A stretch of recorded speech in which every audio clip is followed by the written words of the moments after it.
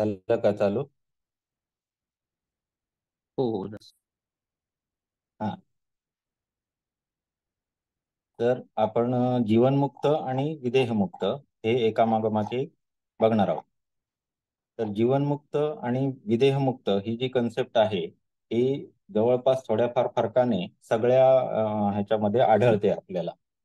हे दर्शनामध्ये सुद्धा आहे आणि जे आपण आता बघणार आहोत म्हणजे उपनिषद त्यांच्यामध्ये सुद्धा ही संकल्पना आहे. मग इथे जे उपनिषद आहे ते एकंदरीत पाहता बरेचसे सिद्धांत जे आहेत ते आपण वेदांतानुसार आहोत की काय अशी शक्यता वाटते. त्यामुळे तसं आपण हे बघणार आहोत. एक मिनिट, मी फक्त त्या श्लोकापर्यंत जातो आधी.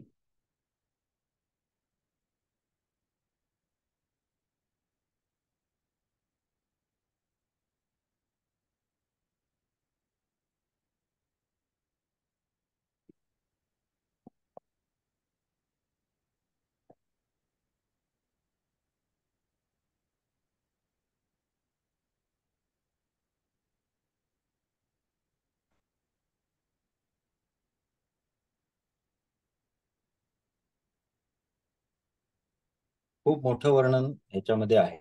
हं?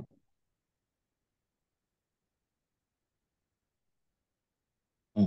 जीवनमुक्ती ह्याच्यामध्ये पहिलाच श्लोक त्यांनी दिलाय की म्हणजे ह्याला प्रश्न विचारला कोणी, तर हे जे आपलं उपनिषद आहे त्याच्यामध्ये आपल्याला माहिती आहे की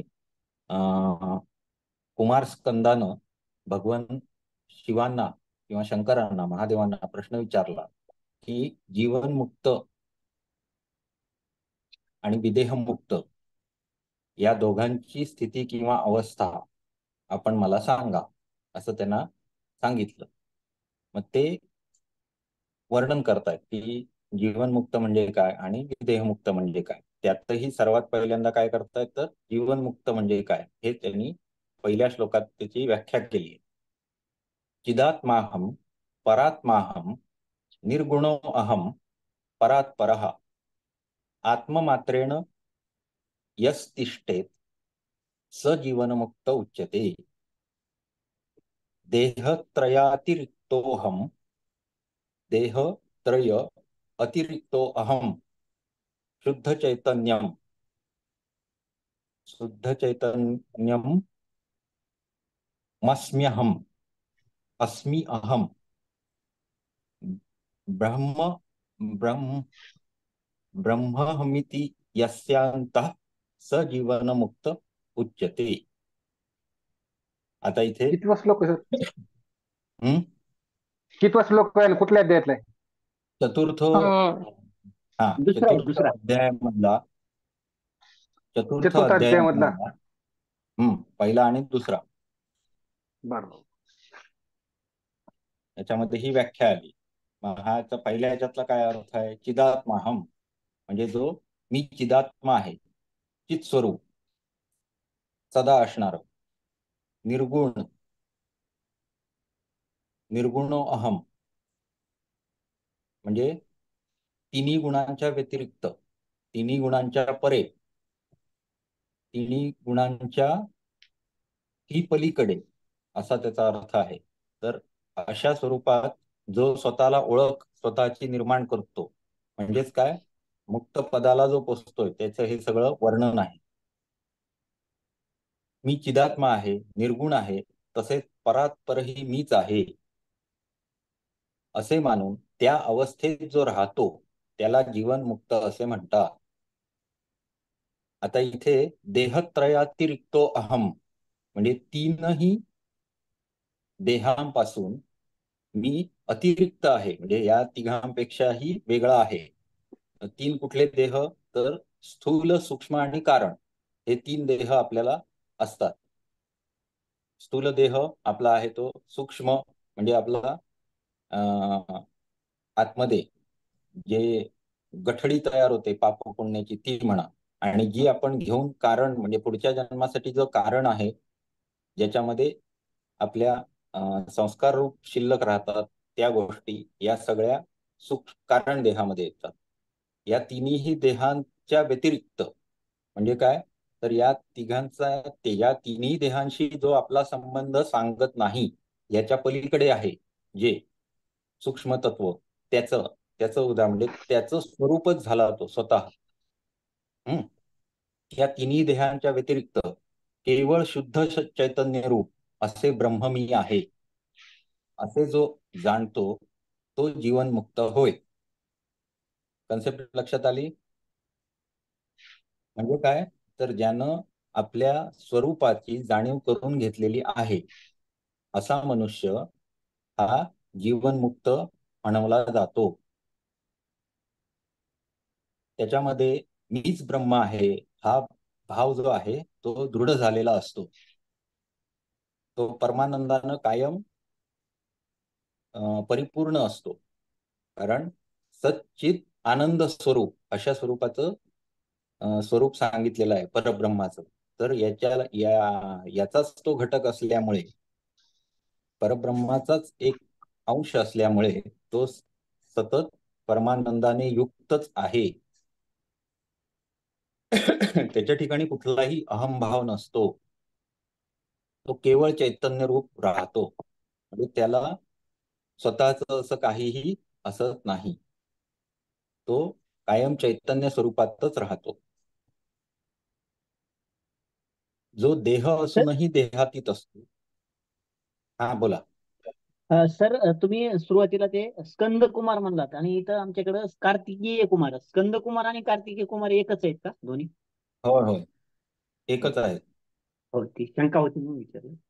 हम्म सर्वत्र पूर्ण आत्मस्वरूपाने जो शिल्लक राहतो, म्हणजे जो देह असूनही देहातीत असतो, गुण असूनही गुणातीत असतो, जो केवळ परमात्माच असतो, जो नित्य आत्मानंदातच मग्न असतो, जो केवळ पूर्ण चित स्वरूपच आहे, जो शुद्ध चैतन्य स्वरूप असा आत्मा आहे, याने सर्व संघाचा त्याग केला आहे, जो नित्य आनंदरूप असून ज्याच्या आत्म्याला कोणत्याही प्रकारची चिंता किंवा काळजी नसल्याने जो नित्य प्रसन्न आनंदी आहे, ज्याचे थोडे देखील व्यावहारिक जगाच्या दृष्टीने अस्तित्व राहिलेले नाही, त्याला जीवनमुक्त असे म्हणतात.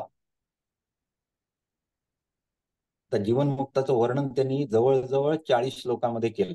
तर त्याच्यापैकी आपल्याला अभ्यासाला म्हणा किंवा एवढं सगळं पाठ करणं तर शक्य नाहीये. त्यामुळे आपल्याला ह्या गोष्टी काही महत्वाच्या आहेत त्या लक्षात ठेवायचं आहे.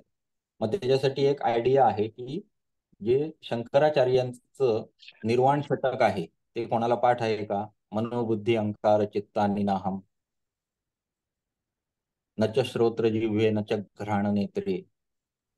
हा, पाठ नाहीये पण ऐकलंय सगळं खूप वेळा.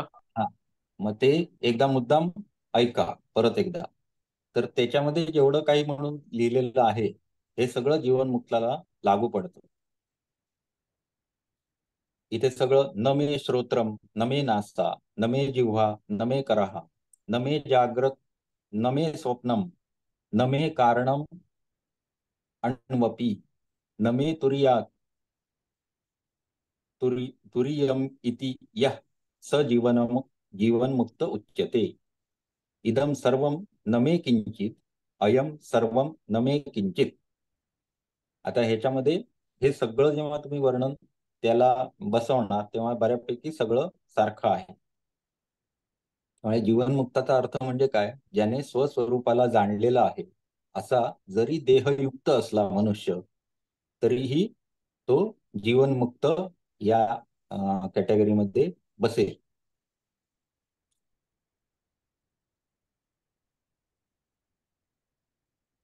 त्याच्यामध्ये त्याला कालाचं कुठलं नमे कालो नमे देशो नमे वस्तू नमे मतीही नमे स्नानम नमे संध्या नमे दैवम नमे स्थलम. म्हणजे देश काळाचंही भान त्याच्यासाठी नसतं.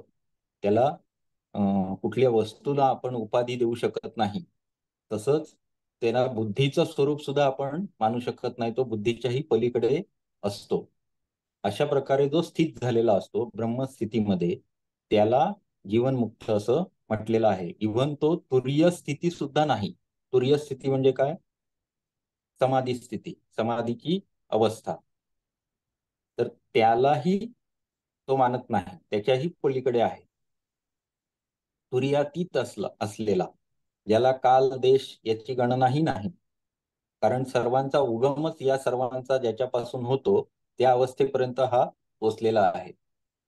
अशा पद्धतीत त्यांना स्वतःला जड कुठलीही वस्तू आहे, जी सांसारिक वस्तू आहे, जी देहातली वस्तू आहे, अशा कुठल्याहीला तो आपलं मानत नाही. त्याच्या पलीकडे तो असतो. अशा पद्धतीत त्याचा जीवन होतं. असा जो आहे तो जीवनमुक्त आहे. आता त्याच्या पुढे विदेहमुक्ताचं वर्णन केलं आहे.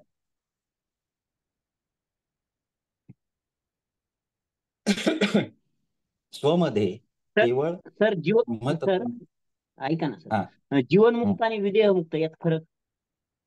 आता विदेहमुक्ताचं तर करूया, एका पाठोपाठ एक दोन्ही करूया वर्णन. तर जीवनमुक्त झाला आता बघितला, म्हणजे ज्यानं स्वच्या स्वरूपाला जाणलेलं आहे असा जो आहे तो जीवनमुक्त आहे. आता प्रतिस्पर्धी रहित केवळ स्वमध्ये केवळ ब्रह्मतत्वाने राहणे म्हणजे विदेहमुक्ती. आता त्याचं 33वा श्लोक आहे हा, लिहून घ्या. 33 नंबर. ब्रह्मभूतः प्रशांतात्मा ब्रह्मानंदमय सुखी स्वच्छ रूपो महामौनी वैदेही मुक्त एव सहा. आता याचं थोडस वर्णन सुरुवातीला मी मौन या शब्दाचा अर्थ सांगितलेला बघा तुम्हाला पंचदशांग योगामध्ये. मौन म्हणजे काय, तर जेव्हा तो त्या पदाला पोहोचतो तेव्हा त्याच्याकडे बोलण्यासारखं किंवा वर्णन करण्यासारखं काहीही शिल्लक राहत नाही, अशी त्याची अवस्था येते. त्याला वर्णन करणं अशक्य असतं, कारण हे इंद्रियातीत ज्ञान त्याला झालेलं असतं, जे आपण आपल्या पंच ज्ञानेंद्रियांनी जाणून घेऊ शकत नाही. अशा प्रकारची बुद्धी त्याला प्राप्त झाल्यामुळे त्याला ते ज्ञान होतं, परंतु जे वर्णन करू शकत नाही किंवा बोलून सांगू शकत नाही अशा पद्धतीत मौन होतो तो. आणि याला मौन असं आपल्या पंचदशांगामध्ये सांगितलेलं आहे. तर ह्याच्यामध्ये फरक काय असतो, तर ब्रह्मभूतः प्रशांतात्मा, आत्म्या व्यतिरिक्त जे अविद्येचे ज्ञान, त्याचे कार्य या सर्वांच्या गणनेला झाकून टाकणारे असे जे ब्रह्म, ज्याला दुसरा प्रतिस्पर्धी नसल्यामुळे केवळ आत्मस्वरूपातच राहते, ते विदेहमुक्त. आता ह्याचं जे आत्मा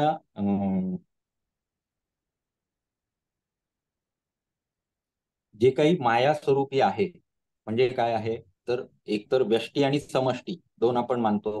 व्यष्टी म्हणजे आपल्या स्वतःशी अस्तित्वात असलेल्या गोष्टी, आणि जे ब्रह्मांडाशी अस्तित्वात असलेल्या गोष्टी आहेत त्याच्याविषयी आपण समष्टी असं ज्ञान घेतो. या सर्वांमध्ये जी सृष्टी आहे ती निर्माण झालेली आहे, परंतु त्या सर्वाच्या मुळाशी असणारे जे आहे ते ब्रह्मच आहे निव्वळ. म्हणजेच या सर्व सृष्टीला जो निर्माता आहे तो याच्यापेक्षा मोठा नक्कीच आहे, आणि त्याच्यात ते समाहित पण आहे. अशा पद्धतीत त्याचा विचार जो नेहमी डोक्यात ठेवतो म्हणण्यापेक्षा जो डोक्याच्याही पलीकडेच आहे. डोक्यात आपल्या काय आपण फार फार तर म्हणू शकतो मेंदू आहे आणि बुद्धी आहे असं आपण म्हणू शकतो, पण त्याही पलीकडे अस्तित्व ज्याच्यापासून सर्व सृष्टी निर्माण झाली, तो त्या सृष्टीकडे बघण्यासाठी बघताना कसा बघेल, तर आपलंच एक क्रिएशन आहे अशा पद्धतीच बघेल ना. मीच ही गोष्ट निर्माण केलेली आहे अशा स्वरूपातच बघेल. परब्रह्माच्या दृष्टीने बघा तुम्ही, म्हणजे लक्षात येईल की हे तर मीच बनवलेलं आहे सगळं. म्हणून त्याला झाकोळून टाकणारा अशा पद्धतीत इथे वर्णन केलेलं आहे की जी माया आहे, माया स्वरूपात जे काही अस्तित्वात आहे सर्व जे नष्ट होत आहे त्याला आपण जड पदार्थ म्हणतो. म्हणजे कालांतराने आपण सुद्धा नष्ट होतो. सृष्टीतली कुठलीही गोष्ट अगदी सर्वात शेवटी नष्ट होणारे म्हणजे काय, दगड धोंडे धातू धरा कुठले तरी, पण शेवटी नष्टच होतात. सर्व गोष्टी नष्ट होणाऱ्या आहेत, परंतु जो सच्चित स्वरूप आहे, कायम स्वरूपी अस्तित्वात असणारं जे आहे ते मात्र ब्रह्म आहे. त्यामुळे त्याला कुठला नष्ट होण्याचा भीतीच नसते. तो कायमस्वरूपी टिकणारा आहे, अमर आहे. अशा स्वरूपात असणारा जो आहे त्यानंच ही जी सृष्टी जड आहे ती निर्माण केलेली आहे. त्याच्याकडे बघताना तो अशा पद्धतीत बघतो की ह्या सर्व ज्ञानामुळे तो या माया स्वरूपी जे गोष्टी आहेत त्यांना झाकोळून टाकतो. म्हणजे त्याला एवढं ज्ञान झालेलं असतं की हे ह्याच्या पलीकडे असतं, या सर्व सृष्टीच्याही पलीकडे असतं. त्यामुळे तो सतत आत्मस्वरूपात राहतो. केवळ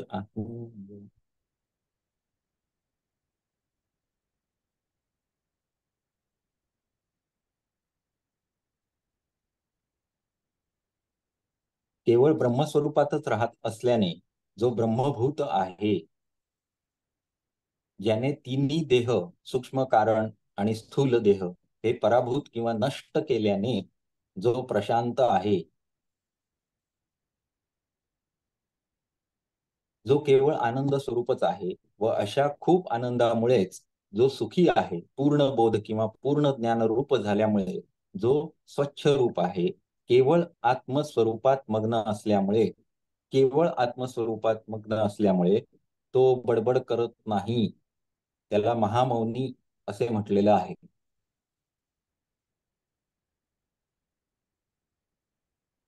आता हे जर विचार केला तर ही त्याच्या पुढची अवस्था असावी असं आपण म्हणू शकतो. जीवनमुक्ताच्या पुढची असं आपण म्हणू शकतो. Okay sir. आता ह्याचा संदर्भ काही ग्रंथामध्ये पुढे पण मिळतो. सर्व ठिकाणी जो समान रूपाने पाहतो, म्हणजेच काय तर त्याच्या दृष्टीमध्ये प्रत्येक गोष्टीमध्ये परब्रह्म समाविष्ट आहे, अखंड एकरस आहे हे तो जाणतो. त्यामुळे तो सगळ्या स्थितीमध्ये समान राहतो. त्याला सुख आणि दुःख हे दोन्ही गोष्टी समानच असतात. त्यानंतर विदेह, देह म्हणजे देहाचं भान, बरोबर. हो सर. देहाच्या भानापासून सुद्धा तो मुक्त असतो. वेष्टी म्हटलं मी की देह हा जो आहे तो सुद्धा जड आहे आणि तो नश्वर आहे, कालांतराने तो नष्ट होणारा आहे. परंतु जे कायम तत्व आहे त्याच्याशी सतत जोडलेला असल्यामुळे तो देहाशी जोडला जात नाही. देहाकडे तो अशा नजरेने बघतो की याचा निर्माता सुद्धा मीच आहे, अशा पद्धतीत तो बघतो. आणि दुसऱ्याच्या देहांकडे बघताना सुद्धा तो करुणेनं बघतो. म्हणजे काय तर अशा प्रकारची आनंदमयी वृत्ती त्याच्यामध्ये सतत तेवत राहते. म्हणजे सर, हा. जीवनमुक्तामध्ये प्रत्यक्ष जीवनाच्या संबंधित सगळ्या गोष्टीतनं मुक्त होणं आणि हा विदेह स्थितीमध्ये जो काही देहासंबंधीचा भाग राहिला त्याच्यातनंही मुक्त होणं असं म्हणता येईल का? हा असं म्हणता येईल. म्हणजे तो अं, त्या सरांना मी पण हा प्रश्न विचारलेला तर त्यांनी 2 उदाहरणं मला दिली. की एक कबीराचं उदाहरण त्यांनी दिलं की कबीर जो होता तर त्याच्याकडे एक सावकार आला आणि त्यांना गळ घालायला लागला की मला तुम्ही अनुग्रह द्या, मला दीक्षा द्या आणि मला ह्याच्यात जायचं आहे, काय परमार्थात मला हे करायचं आहे, गती मिळाली पाहिजे. तर त्या अनुषंगाने तुम्ही मला हे करा, मार्गदर्शन करा. अशा पद्धतीत तो त्याच्याकडे आला सांगायला.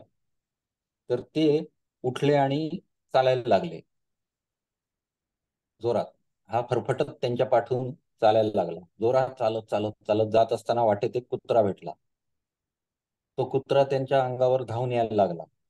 तो सावकार ओरडायला लागला की बघा बघा बघा, तो चावेल तुम्हाला, चावेल तुम्हाला. तो म्हणला ते तो कुत्रा आणि चामडं बघून घेतील, तुला काय करायचंय, चल माझ्याबरोबर. त्या स्पीडनं चालत राहिले. पुढे गेले. पुढे गेल्यानंतर घर आलं.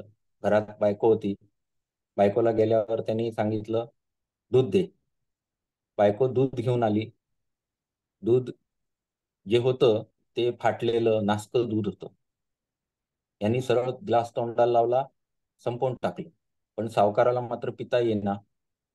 तो म्हणला, नाही साहेब, मला काय जमणार नाही, त्याला काय नाही जमलं, नाही प्याला, ठेवला ग्लास तसंच. नंतर बायकोला म्हणाले, कंदील लाव, दिवा लाव. बायको गेली, कंदील लावून घेऊन आली. त्यांनी तिच्या कानफटात एक मारून दिली आणि म्हणाले, दिवसा कोणी कंदील लावतं का? काय गरज आहे कंदिलाची? दिवसा एवढा उजेड असताना कंदील कशाला आणला? तिनं परत तो कंदील बंद केला, आतमध्ये घेऊन गेली. आता हा सावकाराला वाटायला लागलं की काय हा वेडा माणूस आहे की काय. शेवटी त्याला असं वाटायला लागलं की असू दे, माझं जर भलं होत असेल तर काय, मी आधी माझा विषय मांडतो. म्हणून त्यानं परत एकदा त्यांना आठवण केली की मी तुमच्याकडे अनुग्रह घेण्यासाठी आलेलो आहे आणि मला हे म्हणजे परमार्थामध्ये रुची आहे, उत्पन्न होईल, किंवा माझे जे धंदा आहे त्याच्यामध्ये मला बरकत मिळेल, अशा स्वरूपात मला काय असेल तर सांगा, त्याच्यासाठी मी तुमच्याकडे आलेलो आहे. मग ते म्हणाले, तुला मग आतापर्यंत काय कळलं? मगासपासून मी तुला हेच शिकवण्याचा प्रयत्न करतोय की जोपर्यंत तू या देहाविषयीचा स्वतःच जाणीव नष्ट करणार नाही, तोपर्यंत तुला याच्यात गती मिळणार नाही. म्हणजेच त्यांना चामडं आणि कुत्रा हे त्यांचं ते बघून घेतील इथपर्यंत पोहोचलेले होते. यालाच विदेह असं म्हणतात. बरोबर? म्हणजे त्या कुत्र्यानं चामडीला चावू दे, त्या चामड्याचं काय व्हायचं ते होऊ दे, मी आहे तसंच राहणार, याच्यावरच पूर्ण विश्वास, संपूर्णपणे त्याच्यावर ते डिपेंड होतं. तुमच्या माझ्यासारख्याला जर कुत्रा पाठी लागला तर आपली काय अवस्था होईल. परंतु त्यांचं तसं अजिबात नव्हतं. दुसरी गोष्ट, देह चालवण्यासाठी थोडं काहीतरी खाल्लं पाहिजे. मग ते काही असू नका, समोर आलेलं गोष्ट खाल्ली पाहिजे, या हिशोबाने त्यांनी ते खाल्लं. दूध नासकं होतं, प्याले. तर अशा पद्धतीत देहाविषयीची जी अभिमान, म्हणजे आपण आपल्या इंद्रियांचं सुख सांभाळणे वगैरे या गोष्टी ज्यांनी सोडून दिलेल्या आहेत, असे जे लोक आहेत त्यांना आपण विदेह म्हणतो. आणि दुसरं उदाहरण सरांनी दिलं ते म्हणजे जनक राजाचं, की जनकाला सुद्धा विदेह जनक या नावाने ओळखायचे. तेही कशाच्या याच्यात, तर जनक ज्यावेळी ह्याला बसलेला होता, काय म्हणतो आपण त्याला, ध्यानाला, तर त्या अवस्थेमध्ये, त्या भावात्मक अवस्थेमध्ये जेव्हा ते गेलेला होता, त्यावेळी त्याच्या साम्राज्याला आग लागली. पहिल्यांदा त्याच्याकडे वर्दी आली की साहेब, आपल्या इकडे आग लागलेली आहे राजे साहेब, आणि लोकांची घरं जळत आहेत, आपल्या राजवाड्यापर्यंत सुद्धा आग आलेली आहे. ते म्हणले, राजा आणि राजवाडा बघून घे काय ते, तू मला व्यथित करू नको. थोडा वेळ गेला. थोड्या वेळ गेल्यानंतर राजवाड्याला आग पकडली, त्याच्या खोलीपर्यंत आग आली. परत सेवक सांगत आला, तो म्हणला, नाही, ते राजवाडा, ती खोली आणि तो राजा काय ते बघून घे. हळूहळू आग त्याची पूर्ण पाय जळायला लागला. पाय जळतोय तेव्हा सुद्धा त्याचं म्हणणं असंच होतं की ते आग आणि तो पाय काय बघायचं ते बघून घे. विदेह म्हणजे काय ते लक्षात आलं? हो. तर एवढ्या स्वरूपात त्यांचा जड तत्वाशी संबंध पूर्णपणे संपतो. ते इतक्या प्रकारे आत्मस्वरूप होतात किंवा ब्रह्मस्वरूप स्वतःला करून घेतात की ते देहाविषयीचा आपला जो पूर्ण ओळख आहे ती पूर्णपणे जवळजवळ नष्ट करतात. ही अवस्था म्हणजे विदेह अवस्था. आता ह्याच्यात सुद्धा बरंच वर्णन खाली केलेलं आहे की ह्याच्यामध्ये सुद्धा साधारण सेम वर्णन आढळेल, कारण जीवनमुक्त आणि विदेहमुक्त याच्यामध्ये ब्रह्म अस्मी, अहम ब्रह्मास्मी ही संकल्पना आहेच, कारण दोघेही मुक्तच आहेत. पण ही जी विदेहमुक्तीची अवस्था आहे ही मात्र सर्व योग्यांचं ध्येय असतं. म्हणजे प्रॉब्लेम कुठे आहे तर सांसारिक प्रॉब्लेम प्रत्येक माणसाला जेव्हा यायला सुरुवात होतात किंवा त्याला नश्वरता समजते संसाराची, त्यानंतर पुनर्जन्माचं रहस्य समजायला लागतं. त्याच्यामुळे माणूस वैराग्याकडे वळतो हळूहळू, कारण त्याला नश्वरता समजते आणि कुठल्याही गोष्टीचा विरह किंवा वियोग होण्यानं दुःख निर्माण होतं. आणि संसारातली अशी एकही गोष्ट नाहीये जी नित्य आहे. म्हणजे समजा मी माझ्या घरातल्या लोकांवर भयंकर प्रेम करतो, परंतु ते नित्य आहेत का? नाही. ज्यावेळी एखाद्या गोष्टीनं माणसाला खूप दुःख होतं प्रचंड, त्यावेळी सुद्धा ही अवस्था निर्माण होत असते किंवा होऊ शकते एखाद्याच्या व्यक्ती. तीव्र वैराग्य निर्माण होतं. असा व्यक्ती अचानकपणे या पदाला पण पोचू शकतो. अशी ही उदाहरणं आहेत. आता त्याच्याबरोबर काही ठिकाणी म्हणजे आता योगदर्शन मध्ये जर गेलात तर तिथे सुद्धा हे वर्णन आढळलेलं आहे. असे जे योगी असतात जे या ब्रह्म अवस्थेपर्यंत पोचलेले आहेत किंवा ज्यांना देहाचं भान नाहीये, अशा व्यक्तीच्या चित्तामध्ये काय झालेलं असतं तर चित्त लीन झालेलं असतं. त्यांचं चित्त अस्तित्वातच नसतं. जिथे आपलं सूक्ष्म देह जो आहे, ज्याच्यामध्ये आपण आपल्या पापपुण्याची गठरी ठेवतो, अशी गोष्ट ठेवायला काही जागाच शिल्लक नाही. समजा तुमच्याकडे दागिने आहेत आणि दागिन्याचा जो लॉकर आहे तिथे तो नेहमी ठेवलेला असतो आणि तो लॉकरच गायब आहे, तर ते दागिने ठेवणार कुठे असा प्रश्न निर्माण होतो. तशा पद्धतीत त्यांचं मुक्ती म्हणजे काय तर त्यांचं हे जे असतं थैली, ती ठेवायची जागाच नष्ट झालेली आहे. अशा ठिकाणी त्यांचं ते साठतच नाही, त्याच्यामुळे त्यांना पुनर्जन्म नसतो. हे आपण मागे पण बघितलंय. तर या अवस्थेमध्ये त्यांच्यासाठी सगळंच समान असतं. म्हणजे त्यांना परमेश्वराची स्तुती करणे हे सुद्धा समानच आहे आणि एखाद्याला शिव्या घालणे हे सुद्धा समानच आहे. दोन्ही गोष्टी एकच आहेत त्यांच्या दृष्टीने. त्यांच्यामध्ये यामुळे कर्माशय उत्पन्न होत नाही. ही गोष्ट तुम्हाला तिकडे शिकताना पण येणार आहे पुढे. अशा योगांमध्ये कर्माशयच उत्पन्न होत नसल्यामुळे त्यांना पुनर्जन्माची शक्यताच उरत नाही. त्यामुळे हे जे योगी आहेत हे मुक्त झालेले योगी. दोन्हीही योग्यांमध्ये हे मुक्त हा शब्द यांनी इथे वापरलेला आहे. हे मात्र नीट लक्षात ठेवायचं. तर मग त्यांना जनसामान्यांमध्ये राहणं अवघड होत असेल ना? हो, अवघड होत नाही. कारण का तर फक्त ते जनसामान्याप्रमाणे वागत नाही. असे जे योगी असतात ते बऱ्याच वेळा खूप विचित्र वागताना दिसतात आणि मग काही लोकांना असं वाटायला लागतं की हा वेडा आहे की काय. असे तुम्ही जेव्हा कुठल्या ज्ञानी पुरुषांची चरित्र वाचायला लागाल तेव्हा तुमच्या लक्षात येईल की त्यांच्या ह्या चरित्रामध्ये भरपूर विचित्रपणा तुम्हाला दिसणार. तो जो विचित्रपणा आहे तो का आहे. आता उदाहरणार्थ हीच मी कथा तुम्हाला सांगितली, त्याच्यामध्ये ते नासकं दूध पिण्याची काय गरज आहे किंवा ते कुत्र्याशी एवढं हे न कुत्रा आहे म्हटल्यानंतर जपून पण चालू शकला असता ना माणूस, पण जपण्याची गरजच वाटत नाही त्यांना.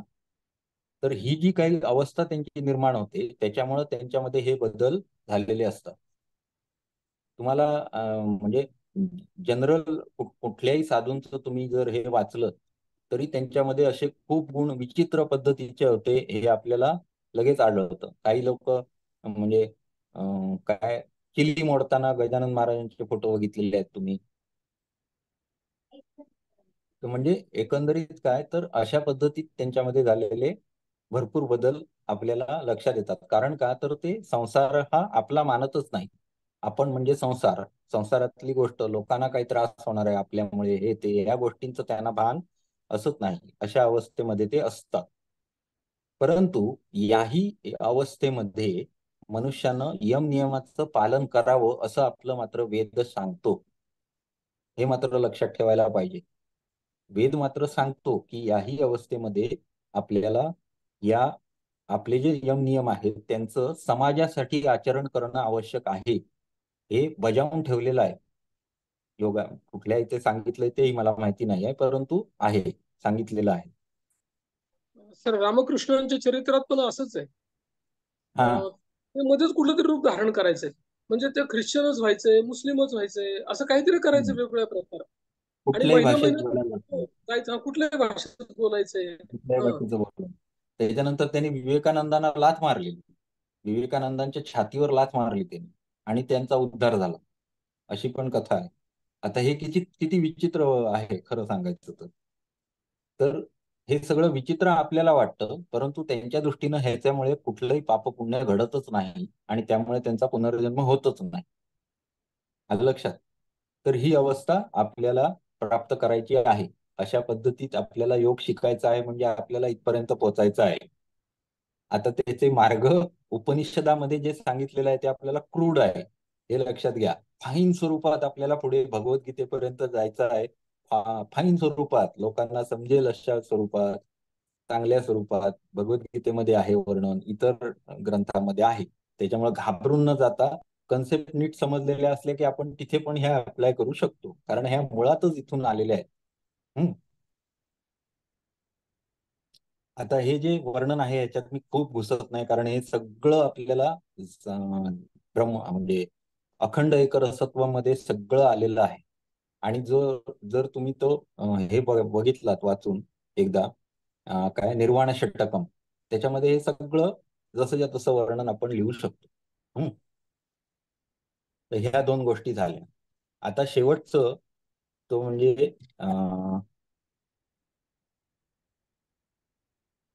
अहम ब्रह्मास्मी मंत्र.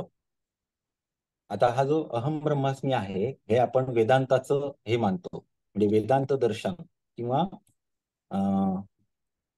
सर्वात शेवटचं दर्शन असं आपण म्हणतो. तर त्याच्यामध्ये सुद्धा हा अहम ब्रह्मास्मी हा मंत्र सांगितलेला आहे. तर हा मुळात कुठून आलाय, तर या उपनिषदामध्ये याचं वर्णन आहे. एकच शेवटचं राहिलं. हे विदेहमुक्ती ही समस्त योग्यांचं लक्ष आहे, म्हणून याला ललितात्मा असे म्हणतात. ललितात्मा हा शब्द लिहून घ्या. विदेहमुक्ताला ललितात्मा असं पण म्हटलं जातं.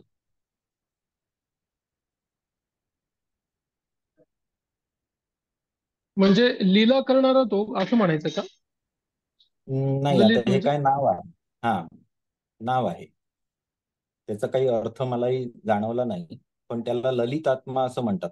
कसं आहे माहितीये की जसं काळ पुढे जात गेला तसं लोकांनी नावं आपापल्या पद्धतीनं दिली, तर त्या हिशोबाने याला ललितात्मा असं म्हणतात. म्हणजे योगामध्ये बर, अच्छा. हे जे पद आहे, जे विदेहमुक्ताचं पद आहे किंवा विदेहमुक्तापर्यंत पोहोचणे, हे त्यांची उद्दिष्ट आहे. मग प्रत्येक योग्याचं आहे, आणि हे कालानुरूप चालत आलं. वेद कधी 10,000 वर्षापूर्वी लिहिले असतील, तिथपासून पुढे पुढे पुढे पुढे चालत आलेलं आहे. तर त्यामुळे त्याला बदल होत गेले, नावं देत गेले लोक, त्या हिशोबाने त्याला ललितात्मा असं म्हणतात. अहम ब्रह्मास्मी मंत्र याच्यावर येऊया आता परत. या ब्रह्म म्हणजे उपनिषद चालू झाल्यापासून आपण प्रत्येक ठिकाणी हेच बघत आलोय की मी ब्रह्म आहे किंवा मी परमात्मा स्वरूप आहे. हे वाक्य माझ्या तोंडून जवळजवळ 1000 वेळा तरी निघालं असेल, बरोबर आहे. त्यामुळे ह्याच्यात अजून काही वेगळं असणार नाही हे समजतं, परंतु आपल्याला प्रश्नाच्या दृष्टीने किंवा परीक्षेला येणार आहे त्या दृष्टीने थोडस त्याच्यामध्ये जे सांगितलेलं आहे त्याचे पॉइंट्स तरी आपल्याला बघायला पाहिजे. तर हा जो मंत्र आहे, म्हणजे काही आपल्या इथे काही मंत्र सांगितलेले आहेत, अहम ब्रह्मास्मी, अजून पण आहेत काही, ज्याच्यामधला हा जो अहम ब्रह्मास्मी आहे तो वेदांताचा आपण मानतो. आणि ह्याचा जो पुरस्कर्ते होते ते शंकराचार्य होते. तर या मंत्राचा जो उगम स्वरूप आहे, जे उपनिषदातून हे घेतलेलं आहे वाङ्मय, ते उपनिषद म्हणजे हे उपनिषद तेजोबिंदू उपनिषद आहे. आता या मंत्रानुसार आत्मा किंवा परमात्मा प्रत्येक वस्तूत आहे, परंतु अज्ञानामुळे आपल्याला या आत्म्यानुभूतीची अनुभूती येत नाही. अज्ञानामुळे आपल्याला काय अज्ञान असतं की चित्तात ज्या वृत्ती असतात त्या वृत्तींनाच आपण मी म्हणत असतो. मला आनंद होतो, मला दुःख होतं, म्हणजे कुठे होतं? चित्तात वृत्ती निर्माण होतात, या भावना चित्तात निर्माण होतात आणि त्यालाच आपण मी म्हणत असतो. परंतु हेच अज्ञान आहे आणि त्या अज्ञानाचं जेव्हा आपण त्याग करणार तेव्हा आपल्याला मी कोण आहे तो समजणार. ही वृत्ती अहम ब्रह्मास्मी या मंत्रामध्ये दडलेली आहे. अहम कोण आहे?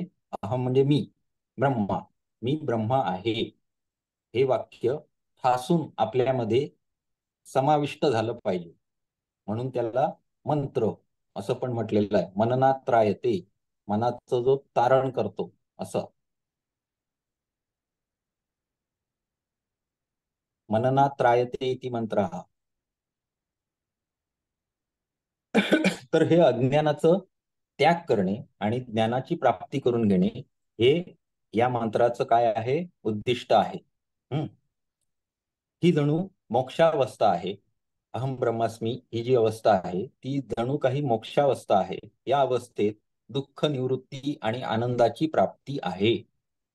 दुःख म्हणजे काय? तर शरीर जोपर्यंत जोडलेलं आहे, चित्त जोपर्यंत जोडलेलं आहे, तोपर्यंत प्रत्येक गोष्टीचा वियोग हा होणारच आहे. कारण जड तत्वाशी जेव्हा संबंध आपण आपला जोडतो त्या ठिकाणी जड तत्व हे विनाशी आहे, सतत विनाश होतच असतो. त्यामुळे वियोगाचं दुःख हे प्रत्येकाला आहेच.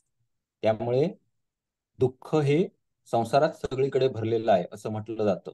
परंतु ब्रह्मतत्वाशी जर एकरूप झाला तर मात्र सच्चित आनंद स्वरूप अशा पद्धतीत ब्रह्माचं वर्णन केलेलं आहे, जे नेहमी अस्तित्वात आहे, जे सत आहे म्हणजे कायम सत्य आहे आणि आनंद स्वरूप आहे.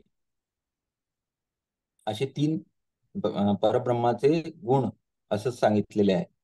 तर ते तिन्ही ज्याच्यात आहेत, जो सतत आनंद स्वरूप आहे, अशाशीच आपण सतत एकरूप होतो.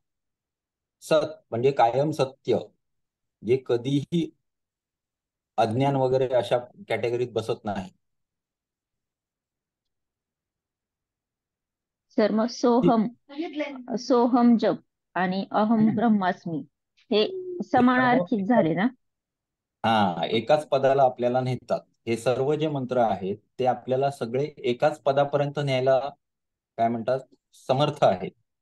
परंतु प्रत्येक जणांनी ज्याला जो मार्ग अवलंबता आला किंवा लोकांना सोयीचा असण्यासाठी त्यांनी लोकांना करुणा म्हणून दिला, तो आपण वाचून म्हणजे लिहून ठेवला काही जणांनी आणि तो आपल्याला आज बघायला मिळतो. अल्टिमेट ध्येय जे आहे ते अहम ब्रह्म, मीच ब्रह्म आहे हे जाणणे, हे अल्टिमेट ध्येयच आहे. मग ते सोहम असू दे किंवा अहम ब्रह्मास्मी असू दे, अल्टिमेट दोघे जण पदाला एकाच पोचणार.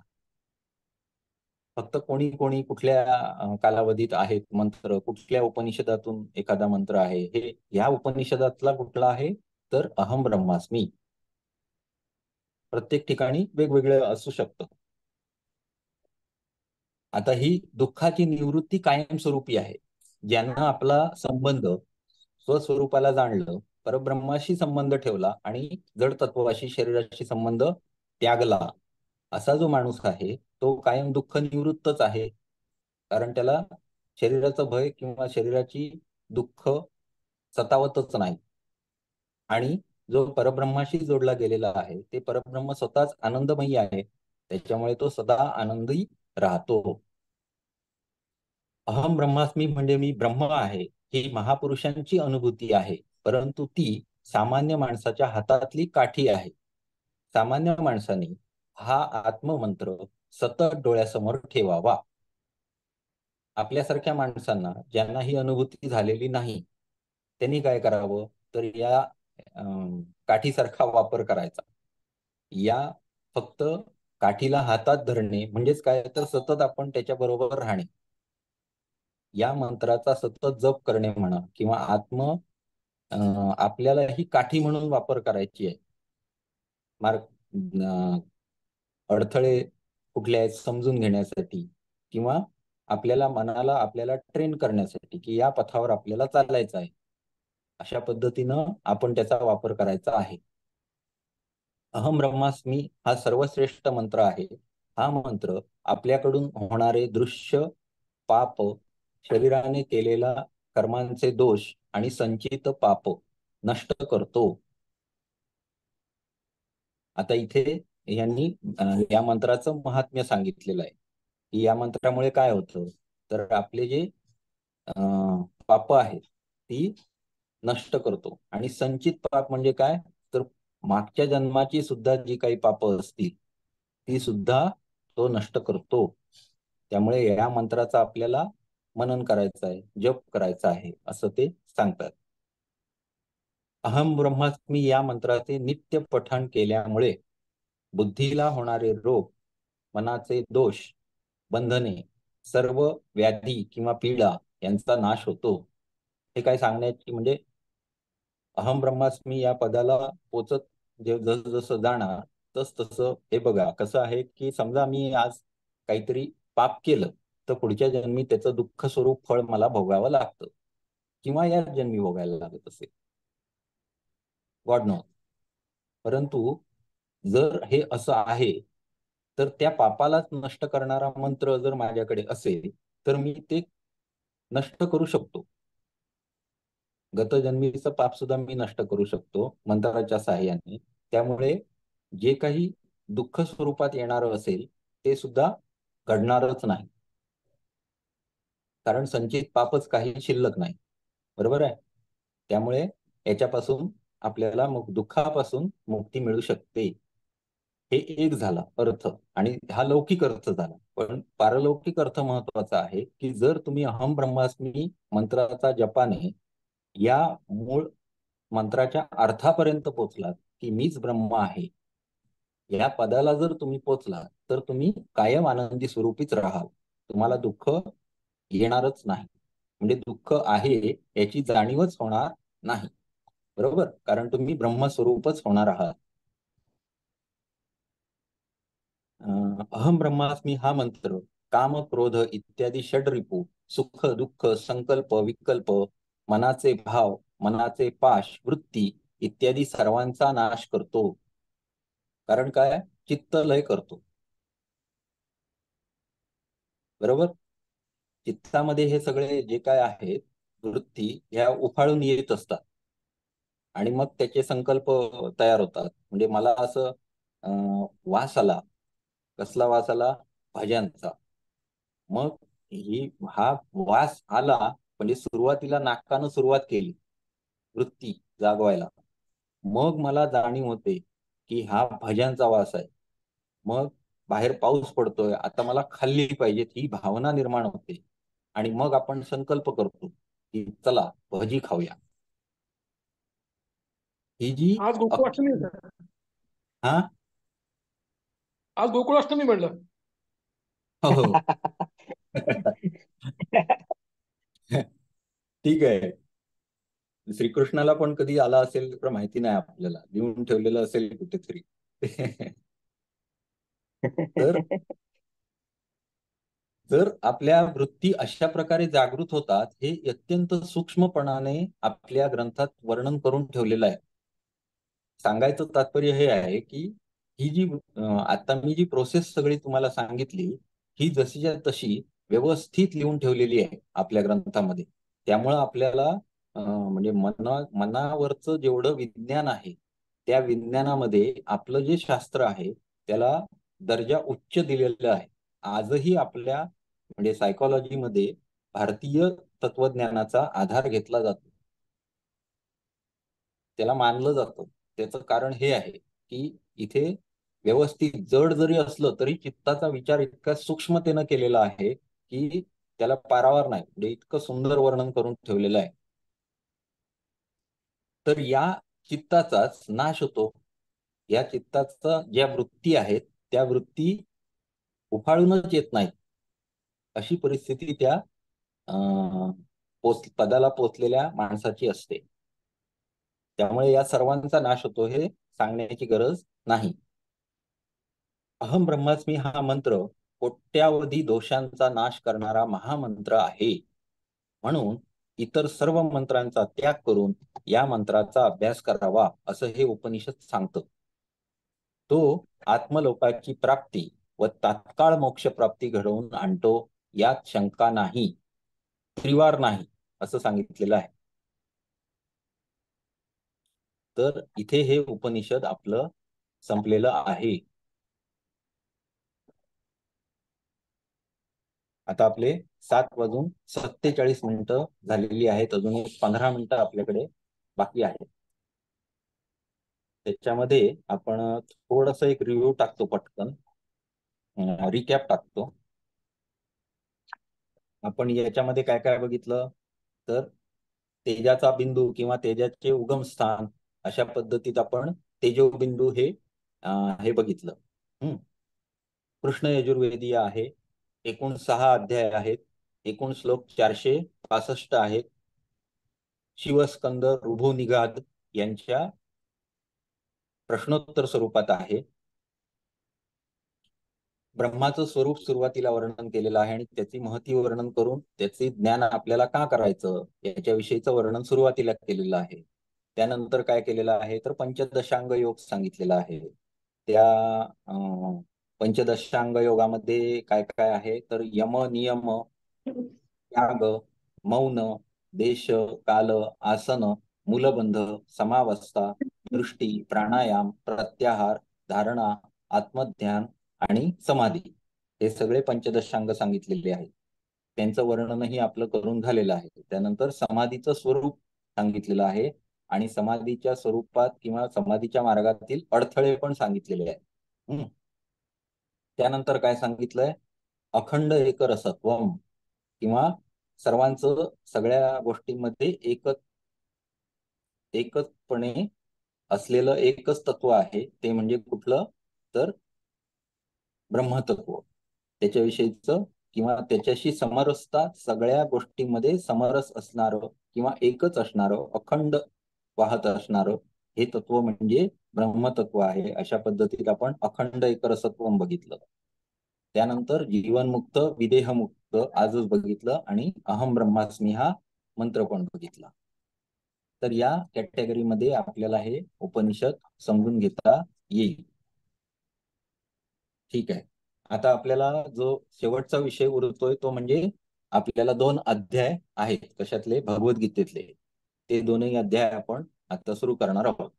आज करायचे की नंतर करायचे काय करूया